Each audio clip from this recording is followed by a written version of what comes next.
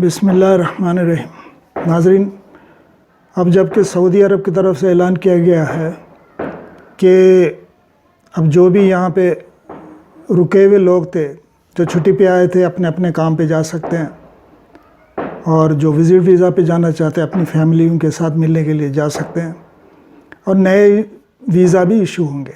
और एक अभी नए क़ानून की बात हो रही कि कुछ इस्लाही क़ानून बना रहे हैं वगैरह वगैरह, लेकिन ये ऐलान तो हम पिछले 20 साल से सुनते आ रहे हैं कि बाहर वालों के लिए हम भाई एक अच्छा कानून, लेकिन वो कानून हमेशा ख़िलाफ़ ही रहता है। उसको उसका फ़ायदा तो किसको होता मालूम नहीं।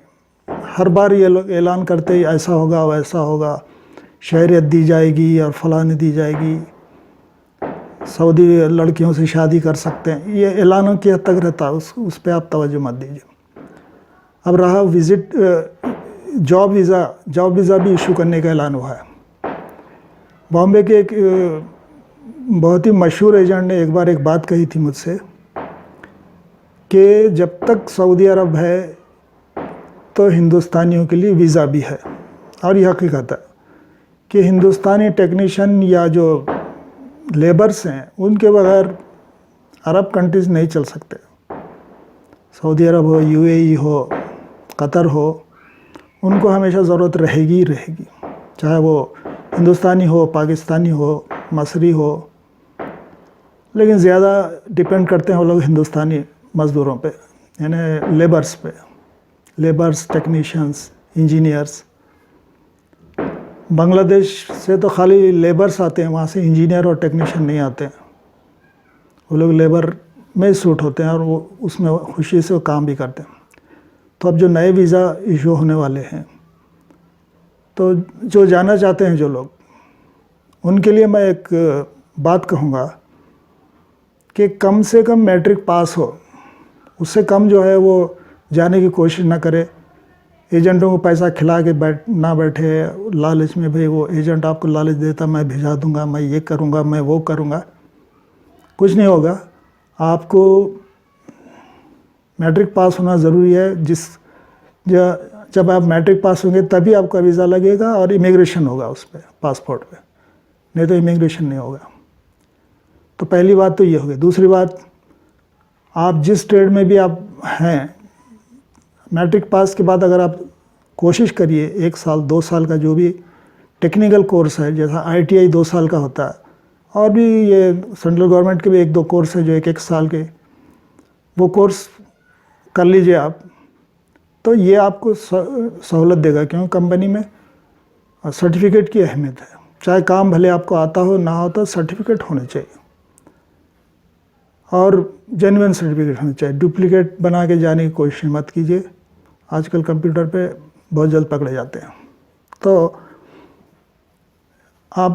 अगर आपके पास टेक्निकल कोई सर्टिफिकेट है, मैट्रिक हैं आप, तो किसी अच्छे एजेंट को पकड़िए। ये गली मोहल्ले के एजेंटों को पकड़ के उनके चक्कर में आके पैसों को बर्बाद मत कीजिए, वक्त को भी बर्बाद मत कीजिए।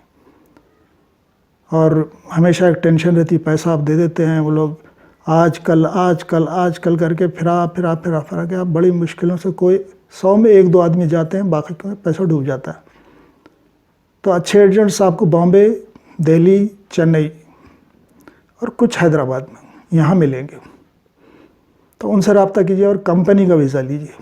प्राइवेट कफ़ील का वीज़ा मत लें, क्योंकि प्राइवेट में आप जाएंगे, दुकान है, बकाले हैं, इसमें उसमें जाएंगे।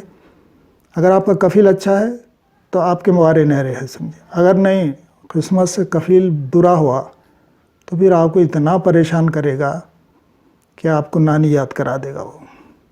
तो प्रायोरिटी आप ये दीजिए कि कंपनी में जाएं। कंपनी में भले थोड़ी तनख्वाह कम होती है आपको शुरू में, लेकिन जब मेहनत करके आप थोड़ा एक्सपीरियंस पैदा कर लें, वहाँ फिर आके फिर दोबारा भी जा सकते हैं किसी अच्छी कंपनी में, अच्छी सैलरी पे। लेकिन आपको पहली बार जमने के लिए कंपनी सूटेबल रहती है। खैर, कंपनी में ये जॉब्स में जो प्लम्बर है, इलेक्ट्रिशियन है, AC टेक्नीशियंस है, और कारपेंटर्स हैं, और बहुत से जॉब हैं। इसमें जब आप जाते हैं तो कंपनी आपको शेल्टर भी देती है, रहने के लिए जगह देती है, काम भी आपको आए या ना आए वो आपको एडजस्ट कर लेती है, क्योंकि उनको मैन पावर शो करना पड़ता है। जहाँ भी वो लोग कॉन्ट्रैक्ट लेते हैं मैन पावर चाहिए उनको। बाद में आहिस्ता आहिस्ता वहाँ काम आदमी सीख लेता है, काम की टेंशन मत लीजिए, कंपनी का वीज़ा हो और वहाँ जाइए। तीसरी बात ये इम्पॉर्टेंट है, तीसरी बात ये है कि आप कोशिश कीजिए, अगर आप मैट्रिक पास हैं तो किसी ITI इलेक्ट्रॉनिक्स कीजिए। इलेक्ट्रॉनिक मेडिकल बोल के भी एक कोर्स आता है, बहुत से आजकल प्राइवेट इंस्टीट्यूट में चल रहा है ये इलेक्ट्रॉनिक मेडिकल, ये कोर्स कीजिए आप, इसमें आपको बहुत फ़ायदा होगा। क्योंकि बायोमेडिकल एक ऐसा फील्ड है जिसकी बहुत ज़्यादा डिमांड है, क्योंकि सारे फील्ड जितने हैं, कारपेंटर है, प्लम्बर है, ये सब आजकल मुकामी लोग सऊदी लोग कर रहे हैं ये काम। नहीं भी कर रहे हैं तो आते हैं, ड्यूटी पे आते हैं, भर्ती तो हो जाते हैं। लेकिन बायोमेडिकल एक ऐसा फील्ड है जिसको अभी तक कोई चैलेंज नहीं कर सका, खुसूसन अपने इंडिया के लोगों को। आपको याद रखना चाहिए कि वर्ल्ड में 2 जगह के टेक्नीशियन सबसे ज़्यादा फेमस माने जाते हैं, एक जर्मनी, एक इंडिया। और बाकी टेक्नीशियंस में इंडिया का मुकाबला कोई नहीं कर सकता। तो बेहतर है आप लोग बायोमेडिकल की तरफ तवज्जो दें। ये जो छोटे छोटे यानी प्लम्बर और ये वगैरह की जॉब करने के बजाय अगर आप मैट्रिक पास हैं, 1-2 साल का कोर्स इलेक्ट्रॉनिक में कीजिए और बायोमेडिकल के वीज़ा के लिए दौड़ धूप कीजिए। बायोमेडिकल के वीज़ा ज़्यादातर दिल्ली में आते हैं, तो दिल्ली में पता करके आप बायोमेडिकल के वीज़ा कौन करता है वहाँ जाइए, मिलिए, भले थोड़े पैसे जाएं लेकिन इसमें आपको सैलरी बहुत अच्छी मिलती है। यानी एक जो जनरल कंपनी होती है, कॉन्ट्रैक्टर कंपनी, उसमें ये civil engineer, electrical engineer, mechanical engineer की जो तनख्वाहें होती है, सैलरी होती है, उससे दुगनी सैलरी आपको बायोमेडिकल टेक्नीशियन मिलेगी। तो ये जॉब बहुत ही अच्छा है, वाइट कलर जॉब है, बहुत ही आपको इजी जॉब है।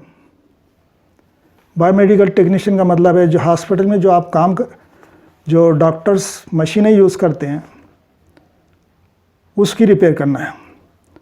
तो आपको रिपेयर करना है, इसका मतलब नहीं कि पूरी मशीनें रिपेयर करना आपके लिए है। छोटे छोटे जैसे BP अपरेटस है और पेशेंट मॉनिटर है, ऑप्थेल्मोस्कोप जो आँखों का डॉक्टर यूज़ करता है, छोटे छोटे ऑप्थेल्मोस्कोप आते हैं वो, और ECG, BCG, ये 2-3 कुछ मशीनें हैं जो, और भी छोटी छोटी मशीनें हैं जो आपको रिपेयर करना पड़ती हैं। तो इसमें भी कोई ख़ास, इन्हें बाहर की मशीनें होती हैं पूरी और इतनी अच्छी होती हैं कि बहुत कम ख़राब होती है, इसमें छोटे मोटे फॉल्ट रहते हैं, थोड़े दिन में आपको वो समझ में आ जाएगा, इन्हें ईजी है। बाकी रहे और बड़ी बड़ी मशीनें जैसे अल्ट्रासाउंड है और वेंटिलेटर्स है, एनेस्थीसिया वेंटिलेटर है, एक्सरे है, मोमोग्राफी है और एक्सरे प्रोसेसर है, और भी बहुत से बड़ी बड़ी मशीनें जो होती हैं, उसका तो कॉन्ट्रैक्ट में जिस कंपनी की वो मशीन होगी ये शर्त लगा के देती है गवर्नमेंट कि भाई इसका कंपनी से आप PPM कराएंगे हर 6 महीने के बाद। कोई 6 महीने का शर्त रखता है, कोई 3 महीने का। बहरहाल कंपनी वो उसके साथ, जिस कंपनी की मशीन है उसके साथ कॉन्ट्रैक्ट कर लेते हैं, और लोग हर 6 महीने के बाद उनका इंजीनियर आता है, PPM करता है, चला जाता है। कोई प्रॉब्लम भी हो तो उनको कॉल करके बुला दे, तो इसका टेंशन आप लोगों को नहीं है। तो इन्हें बहुत ही अच्छा और इजी जॉब है, तनख्वाह अच्छी है, आप इस पे तवज्जो दीजिए। बाकी और इसमें, और मैं आपसे ये भी कहूँगा कि आज़ाद वीज़ा के चक्कर में मत पड़िए। आज़ाद वीज़ा एक ज़माने में अच्छा था जब लोग जाके अच्छी अच्छी नौकरियां तलाश कर लेते थे अपनी मर्ज़ी के मुताबिक, लेकिन आजकल नौकरी मिलना बहुत मुश्किल है और महंगाई इतनी है कि आपको सर्वाइव करना बहुत मुश्किल हो जाएगा। तो आज़ाद वीज़ा के चक्कर में पड़िए ही मत, जॉब वीज़ा में जाइए, भले थोड़ा टाइम लग जाए, थोड़ा पैसा ज़्यादा लगे, लेकिन जॉब वीज़ा में जाइए। बाकी अब वहाँ जाने के बाद किस्मत है आपकी, अगर अल्लाह ताला आप में मेहरबान है तो बहुत अच्छा आप जॉब करके अच्छा पैसा कमा सकते हैं, नहीं तो थोड़ी सी तकलीफ़ उठानी पड़ेगी। लेकिन बायोमेडिकल का जो मैं बता रहा हूँ आपको, इसकी डिमांड है। इसमें आप कभी भी बेरोज़गार नहीं हो सकते। एक कंपनी जाती है, दूसरी कंपनी में जाती है, दूसरी कंपनी जाती है, हर बार आपकी सैलरी बढ़ते रहती है, आप एक ही जगह काम करते रहते हैं। तो ये बहुत ही अच्छा जॉब है, आप इस पे तवज्जो दीजिए। आज की वीडियो का मकसद मेरा यही है कि आपको बायोमेडिकल की तरफ तवज्जो दिलाना। जो लोग ज़्यादातर ये छोटे मोटे जॉबों के लिए पीछे भागते हैं, उससे बेहतर है बायोमेडिकल में जाइए और अच्छे मुस्तकबिल के लिए आप यही जॉब चूज़ करें। अस्सलाम।